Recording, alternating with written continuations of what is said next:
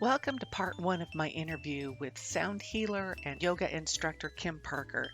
She's local to me, and I've actually had a session with her that we talk about during the course of this section of the conversation. And yeah, this is a two-parter because, I talk to people and we go long.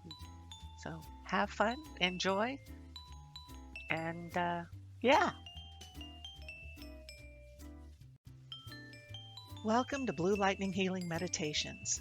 My name is Susie Parker Goins. My pronouns are she, her. I'm a channel, so I bring forward your guides so you can connect more easily with them, allowing you to have soul-deep conversations with them whenever you want. I'm an energy healer, a past life explorer, a mentor. My goal is to empower you by teaching you techniques that you can use on your own. We work together to find and identify the blockages to your growth and release them, inviting you to explore your possibilities. I'm available for phone and virtual sessions, and with Washington State opening up, I will be at some of these in-person events. The best way to contact me is through susie@bluelightninghealing.com. You can also contact me through my website, bluelightninghealing.com. There you'll find links in a fully searchable database of my podcasts, a link for my Ko-fi.com account to support me in my efforts, and a full calendar of events so that you know where I'll be online and in person. Oh yeah, and the appointment scheduler. That's there too. Thanks so much. Blessings. Okay, welcome to Blue Lightning Healing Meditations. My name is Susie Parker Goins, and I'm a podcast host. La la la la la. And I get to talk to amazing people. And today I have a newer friend in the, I don't want to say Susie universe, never mind. In my sphere of influence, I am so happy to know people who are good at what they do, and I have a direct story. I have a direct response to Kim's work, but I have with me today Kim Parker of Kim Parker Yoga. So please tell us what you do, Kim. Thank you so much for having me today, Susie. My name is Kim Parker, and I own my own independent yoga studio at my home here in Linwood, Washington. And I specialize in a blend of three modalities: mindful movement, myofascial release work, and also sound meditation, which I think is what we're going to be diving into a little bit extra today. Actually, hearing about these other two things, I'm making notes about them now. Myofascial release. Yes, which is probably new since we saw each other, possibly. Yeah, and then the sound healing. Okay, so yes, let's touch on the sound healing. Oh, no, tell me more about your business. Well, let's see. I've been operating as an independent teacher and studio for about going on 4 years now. We decided to make that move after we had our kiddo, who is 3.5 now. So yeah, it's probably been about 3 years in this space. Before that, I had a windy road that led me this way, I guess you could say. My very first experience with yoga was actually when I was about 16, and I found a VHS tape of Kathy Smith, a la 1990 something, in a white full body leotard. The high cut ones or with the leg warmers?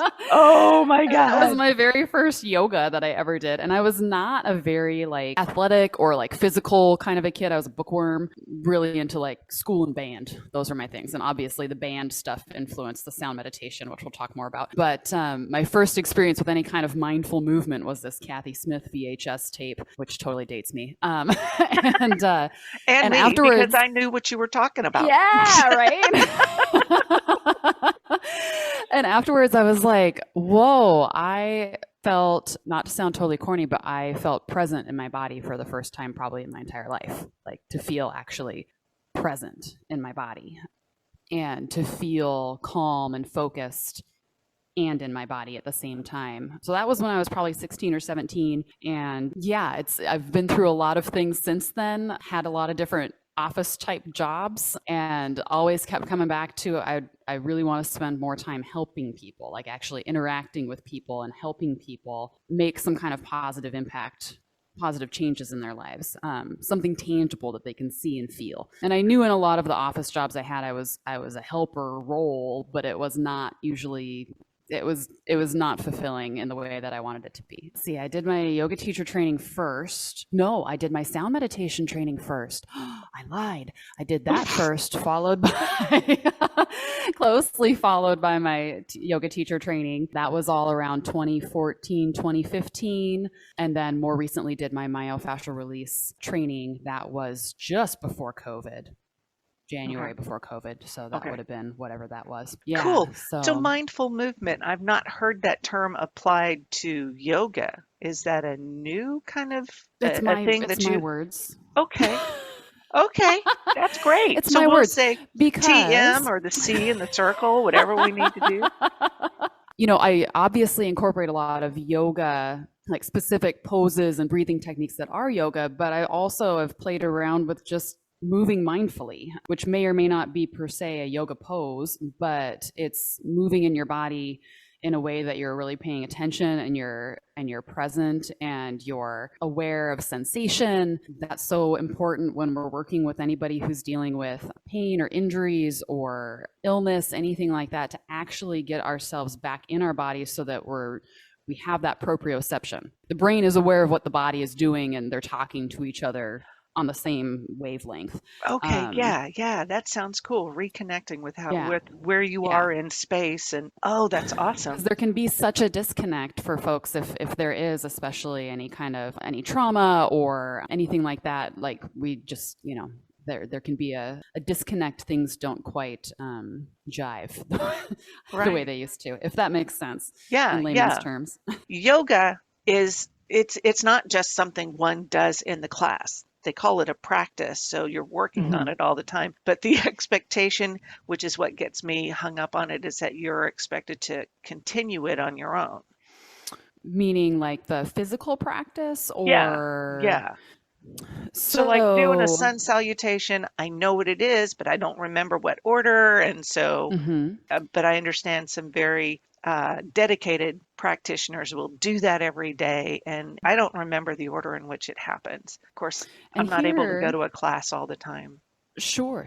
And here's where I like to, again, get into this mindful movement piece of things. Because yes, if we're being really orthodox about things, there's a proper sequence of poses to do in different yoga traditions, and there's more than one, and I don't know them all. But at the end of the day, it's about moving and breathing mindfully in a way that helps to create space in your body, in your breath, in your mind, in your emotional landscape. So if that means, and I say this all the time in my classes, like I'll do a little flow or we do a couple poses and then I'll say, okay, and do that flow a few more times with the pace of your own breath. And if you lose track of where you're going, just keep moving and breathing.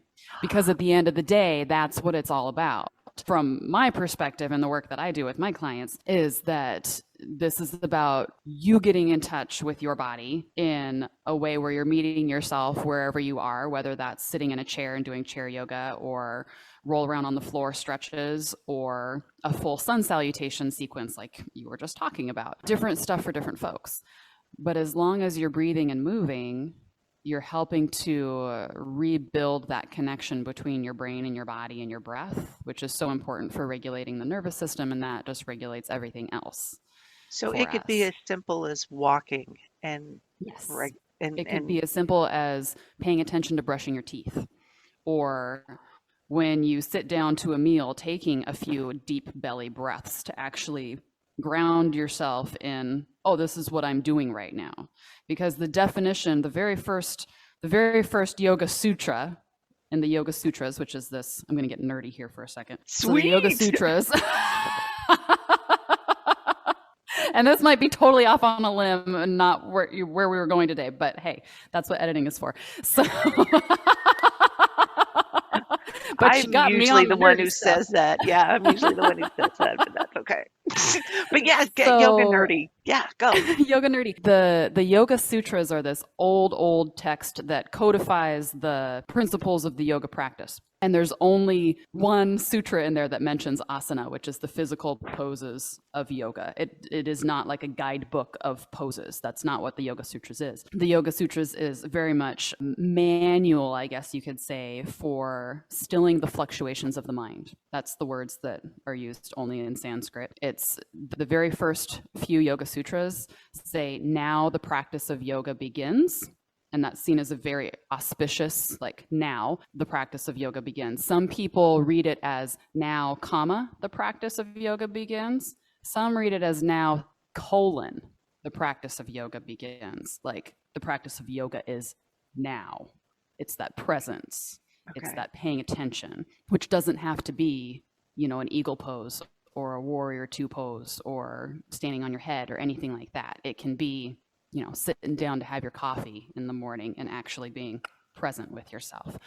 Followed by the next sutra says the classical definition of yoga is the stilling of the fluctuations of the mind stuff. So if you were to picture a lake and that lake is your mind, the water can be still or it can be ripply or it can be choppy, or you can throw rocks in it and it makes stuff over here, or you can churn it up and then it's really mucky and you can't see the bottom. The water quality can be different, but it's always, this lake, right? And that's your brain and that's your mind.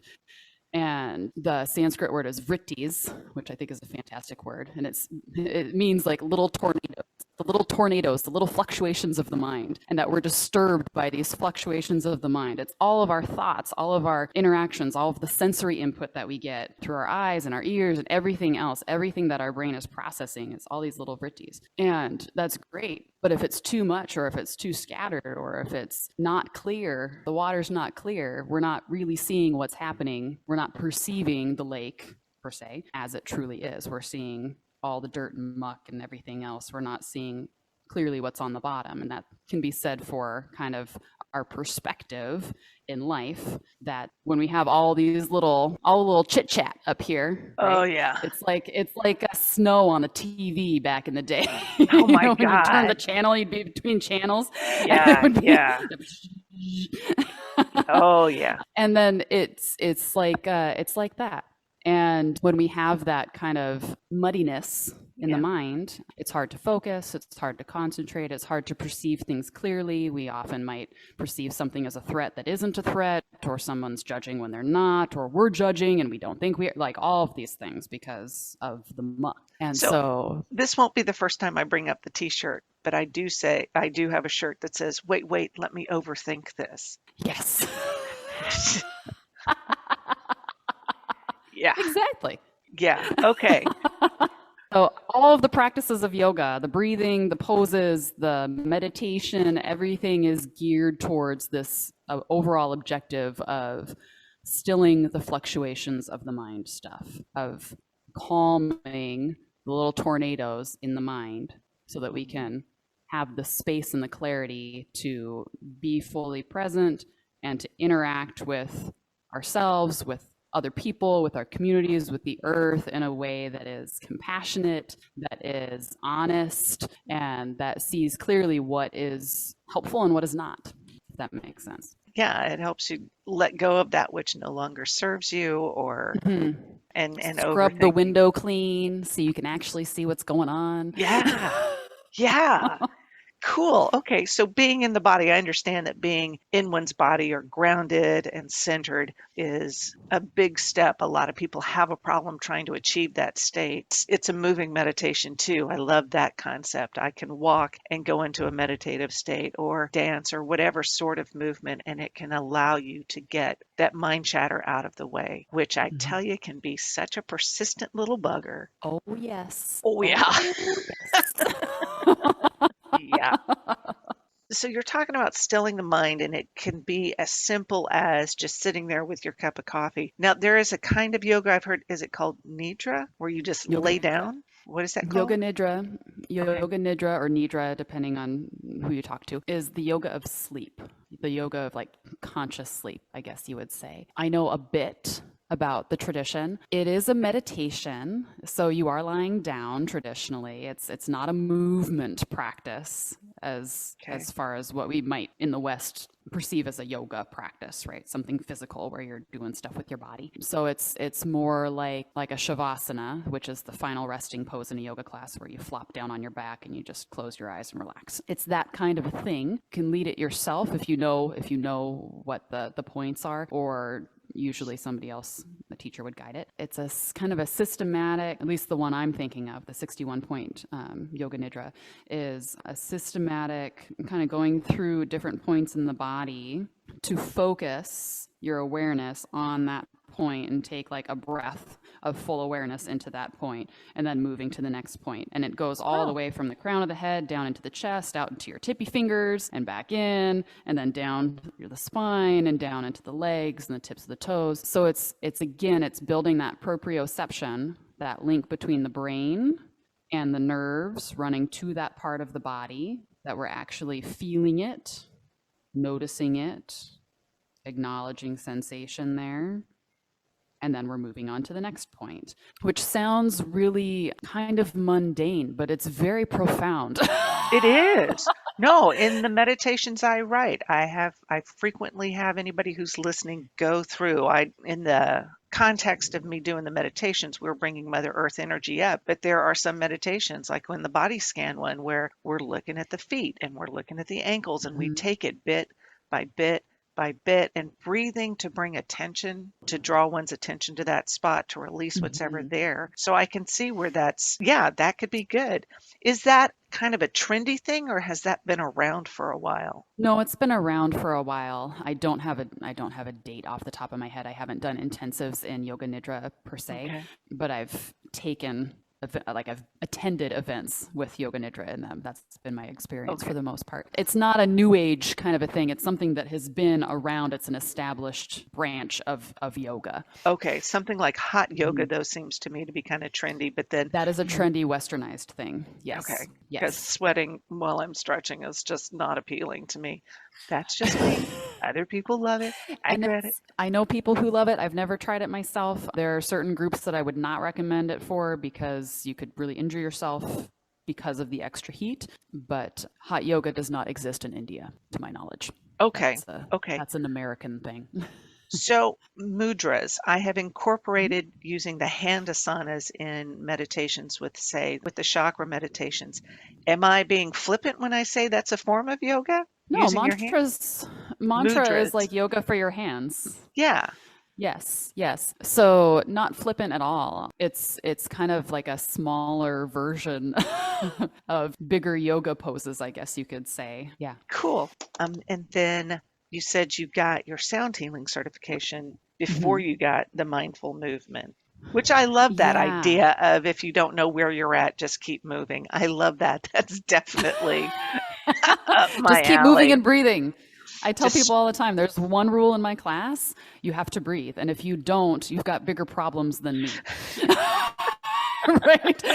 Telling you to breathe. Like, that is the one rule. And it's the one reminder that people need over and over again. And they're so appreciative. Like, I feel like a broken record sometimes for saying, and are we breathing? And take a deep breath. But every time people are like, oh my gosh, I wasn't breathing because I was focused and intended. Yeah. You hold the breath, or you do a shallow chest breathing. And I focus a lot on the belly breath. So, and I know that's integral in what yoga I have done. It's like that's really integral into making it work. You can breathe into a pose to make it to stretch further as you exhale and stuff like that. And part of the magic behind that, Susie, is that deep belly breath is how we help to downregulate the nervous system. Yeah. I like to kind of unpack this sometimes for people because I was just writing about it today. Yeah. The sympathetic versus the parasympathetic. I was just writing that up. Yeah. So let's go there. Let's go there. So, okay.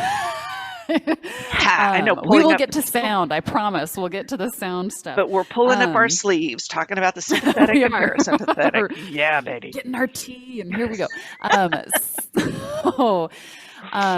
So that deep belly breath is one of our most handy, accessible anytime tools for helping ourselves down regulate the nervous system. What does that mean? Calm the nervous system. Well, I don't feel stressed out or I'm not worked up. Well, you might not feel that way up here, but your body might still be experiencing the stress response. Because we experience so much stimulation these days in 21st century life. Like there's just so much stuff so much information that we're taking in. Yeah.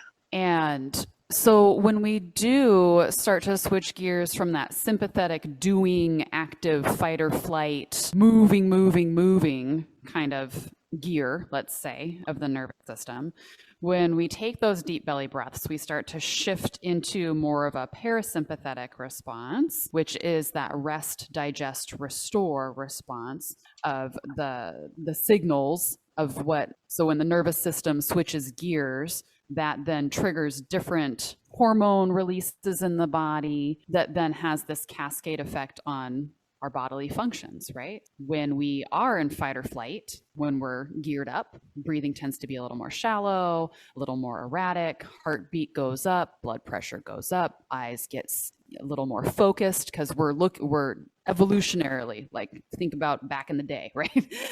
Way back in the day when there was a threat, like you had to run from the bears, right, to get away or like hide or fight. And so your body is responding to that and gearing up for that. And the hormones that are released gear you up for that. So when we switch gear from that more sympathetic activated state to parasympathetic, we kind of turn those extra hormones down, and then the heart rate starts to slow down. We start to maybe relax the muscles a little bit instead of them being tensed up and ready for action. We might even get like shuddery kind of movements as those hormones like continue to cycle through the body. It's a cascade effect of how it's physiologically affecting your body. It's not just in your head, right? So It's absolutely physiological. We think something is just in our head, and regardless of if something is real or not, the body can respond as if it is real. Whether it's real or perceived, can respond as if it was real in the room with you. And I understand the sympathetic system, it can be a habit and it could be triggered by even imagined or just thinking about something that could possibly happen. And you get into that fight or frozen feel. And then the breathing, for me, it seems like the danger response versus that feeling safe response. Yes. And that I understand that would take practice for some folks who have experienced a lot, or I don't know if it's the right word, but chronic trauma to be continually in that. And so it is definitely, it can be a challenge to achieve that feeling of safety. That's part of what I do here, is to show people, to let people know how many options they have, what's available to them. There's no one right way to do this. Yes. Here's a great way. And now you're showing me there's no necessarily one right way to do yoga. You've got all kinds of and you're paying attention to your body. I call that yoga. Nice. I can do that. I can't touch my toes, but I sure can breathe. Hey. Part of my job. Required. Part of my leveling up. I know there's so much more about yoga, and I don't know what to ask. I'm eager to move on to the sound healing, because I have personally experienced a sound healing session with you. A mutual friend said, "Oh, come on." And even her kid was there, 6-year-old lying there. It's like, I've never seen you that still. And I was able to explain to you that I had had a less than agreeable experience. Somebody said, "Oh, look, I got these new things, listen to them," and it kept going. Was not being used in a therapeutic sense, in addition to whatever housing sound system they had going at the time. And it really just set me on edge and put me on guard. It put me into that fight or flight sort of thing with that. So I did not feel safe with that. So being able to come into you, and any practitioner ought to be willing and able to hear somebody's history. And if they're not willing to hear it, I'm not going to waste my time with them. But I was able to come into you and say, this is what's going on. And you were very receptive to it, sympathetic and compassionate about it. And being on the floor, I was like, I don't know. And you were ready. You were open to hearing how to help me up if I should need it. But we went through the process, and I'm proud I did not fall asleep and snore out loud, as I have been known to do. I stayed fully present the whole time. And then when it was done, I honestly don't remember if I felt any like cracks in the energy field or any sort of protective layers that I had on. But when it came time for me to get up off the floor, you were ready. You weren't pushy about it, but you gave me the space. And yes, angels sang as I was able to get up on my own, get up off the floor on my own. And that was my new trick. I actually wore myself out to needing a nap the next time I went to our school library. It's like, no, look at me, look at me. And I would do it like 4 or 5 times. And, these were people who understood what my physical limitations had been. So they were all duly impressed. But, at the end of the day, I had to take a nap in the car because that was more exertion than I experienced for a long Had done time. that for a while. And it has maintained. So if we could get into the theory of sound healing, I think that's a great jumping off point for me because I know we all work on frequencies and life is vibration and energy and all that, but how does sound healing fit into that? I always love hearing your story. Anytime someone reminds me of your story, I always want to put a disclaimer of like unusual results or not unusual, but I can't think of the right words. Oh my God, I almost spit on results my water are out. atypical. Your mileage may vary. Exactly, Yeah. right? That kind of a thing. Because I don't by any stretch of the imagination have a magic wand that I, can wave with my sound mallets. I'm not, waving a magic wand and then ta-da, you can stand up. It doesn't work like that for me at all. But this was a great confluence of circumstances. I was ready Yes. for it. You were there. I felt safe. You were ready. I'll say that a few times. So that was like that perfect, not storm, but it was a confluence of circumstances where it did Yes. work. And there Yes. are times, I think I will interject this too. Like if somebody feels like, well, that healer's not helping me. It's so multi-layered there. It's like, are you ready to hear this? Are you ready to do the things? Is the healer in a place where they are giving you that resonant information? Because I've had those people asking questions and they're like Wonder Woman with her bracelets of whatever it is, ching, just deflecting everything I'm saying. But what about this? Ching, but the thing is, my least favorite phrase, ching, ching, ching. The healing does look miraculous when everybody's at the right space, sharing that intention and working together and putting in that energy into it. Okay, so now. So, sound healing. What is the deal with sound healing? What is sound meditation? What is this crazy stuff that we're talking about? There are different tools that can be used. I use Himalayan singing bowls. There are also crystal singing bowls. I believe similar ideas of how to play them, but I'm not certified in the crystal, so I can't speak for that. So what are the Himalayan singing bowls made from? The Himalayan singing bowls are a blend of 7 metals, and the ones that I have are made traditionally, so they're hand hammered into the bowl shape. There's also, nowadays, you can get them cast from a mold as well. So I can speak to the Himalayan tradition that I was trained in. So we play traditionally 7 bowls arranged in a circle, and that's 7 different pitches or notes if you're a musician that basically make up a whole scale. So that's how we set things up. Is it the same Most of the scale? work, Excuse me. Is it the Sure. same notes, or you said according to scale, and so like C, D, B, whatever. It's been so long. It's Yeah. not just So a series of 7 ever. It's a series of 7 in a particular set, but there are multiple sets. in a particular scale. Yeah. Okay. But you can find bowls in every pitch, sharps, flats, all of them. But for a set of 7, you need to have them in a scale because the theory, I guess, behind the sound healing is that when we play the bowls in certain patterns with certain intervals, that are soothing, that helps to get that parasympathetic response on board. Okay, so we were talking about that a moment ago, that rest, digest, restore. Also, talking about frequencies, we have brain waves, right? That we can't see. I mean, unless you're in machines that scan these things.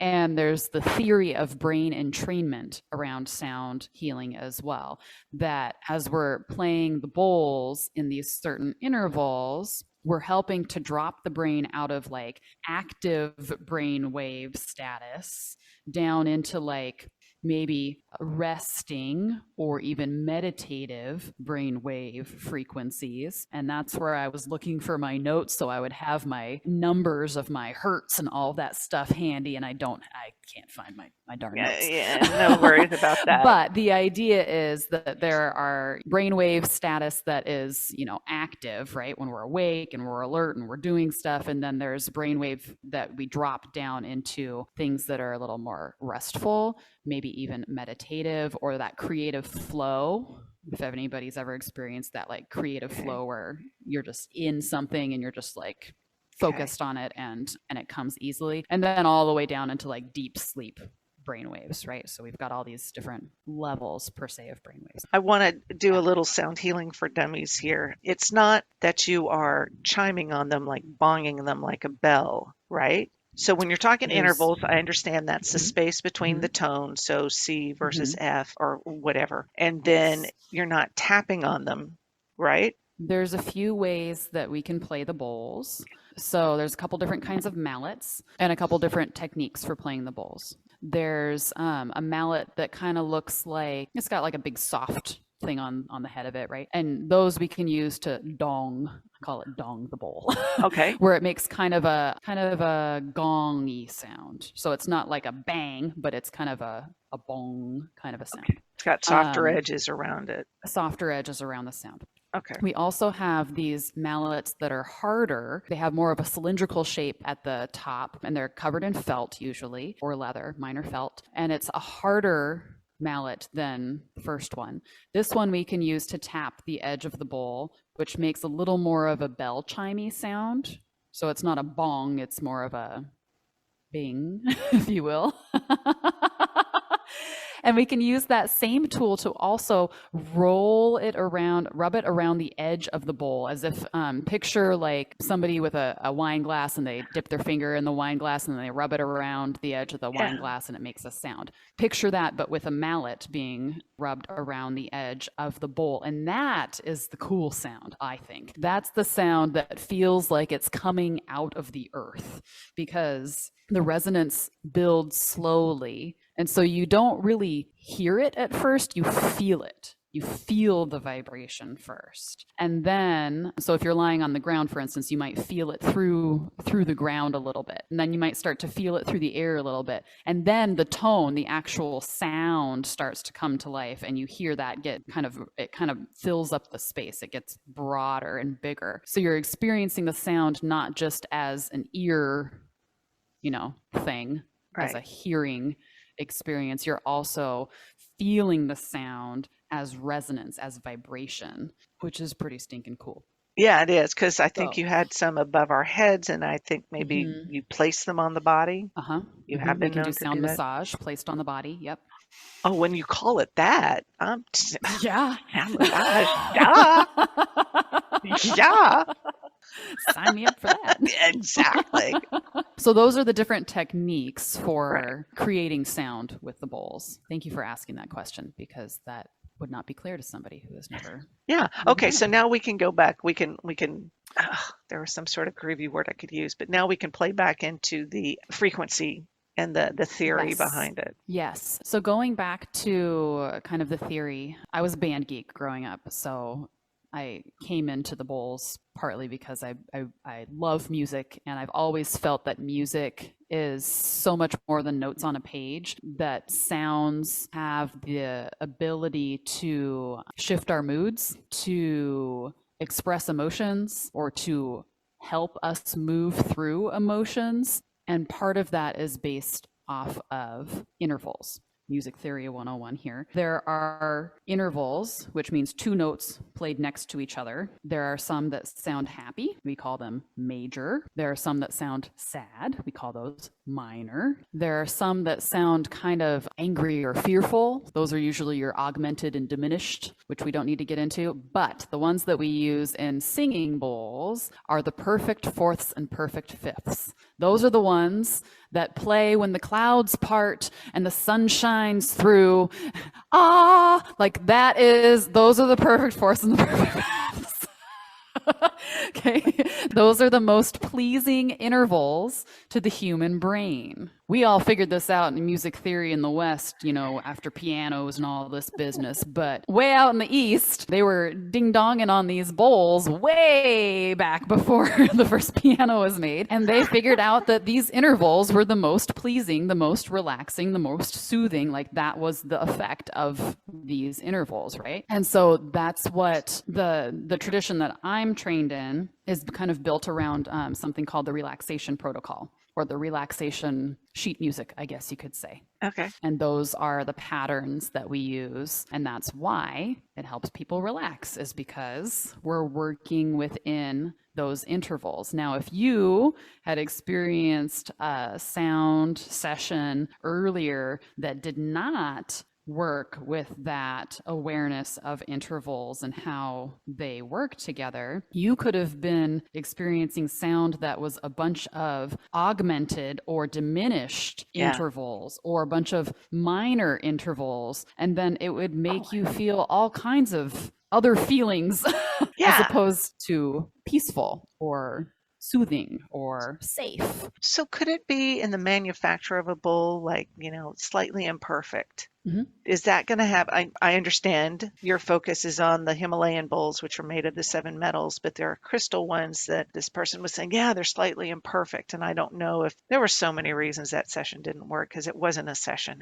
But is that something to consider when one is looking for a bowl? I mean, I don't think I would go out and buy bowls just for me. Somebody else can have that, that vocation. But, when you're looking at that, would that make a difference? Quality does make a difference. I'll tell you what, when I first thought I was going to get into sound bowl stuff, I tried, this is kind of embarrassing. I tried ordering a set of bowls from Amazon. Oh my God. Because it was such a good deal.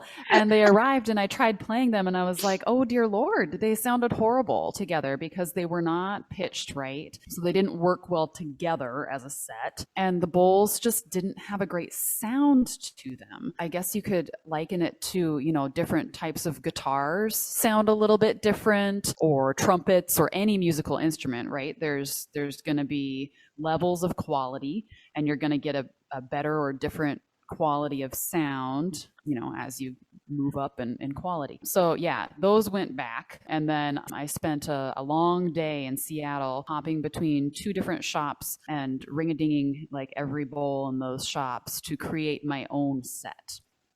So I handpicked all 7 of my bowls, and they play well together. It wasn't about finding like a perfect scale per se, or I didn't go into it going like, I want these notes for this scale. That's not what it was about. It was about finding a couple of good bowls that were kind of the starters, and then building the rest of the intervals around that. Much better quality bowls. Are they imperfect? Sure, they're hand hammered, but the tones are clear. They work well together. The intervals are clear when they're played together, and that therefore gets the results that we're looking for. Because, okay, so it just occurred to me that as I bring energy through to help somebody else, I get benefit from it too. Is it safe to assume that that's what happens to you, that you found these bowls that will work on you in addition to the people you're working on?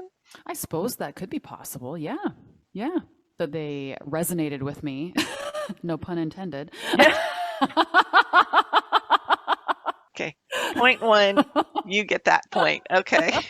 They resonated with me, and therefore I was a clarinetist before I was a sound bowl person. I remember in college when I was looking to upgrade my mouthpiece for my clarinet. Couldn't afford to upgrade the whole clarinet to a professional model, but I was going to upgrade a mouthpiece. And I tried maybe 5 that were created by the same guy, and they were technically the same model of mouthpiece, but every one was a little bit different. Yeah. I found the one that I liked the best, that was resonated with me and with my instrument and with everything else that I had going on. And that was the best one for me in my setup. Was it technically the same as the other 4 in the package? Sure, but not really, because they're handmade. Yeah. And I think that's true for any instrument. So yeah, these ones resonate with me, and so far it seems like they're doing good work for other people too. We vibed together, me and my bowls. Not to sound too hippy dippy here. But we're on the same wavelength. Oh man, I am full of the jokes now. I was about to degenerate into the 12-year-old humor. Your bowls. Yes. You have to hold your bowls. Yeah, those aren't going to work so well. That's okay. Okay. So do I have any other questions? Do you have any other things to tell me about sound healing?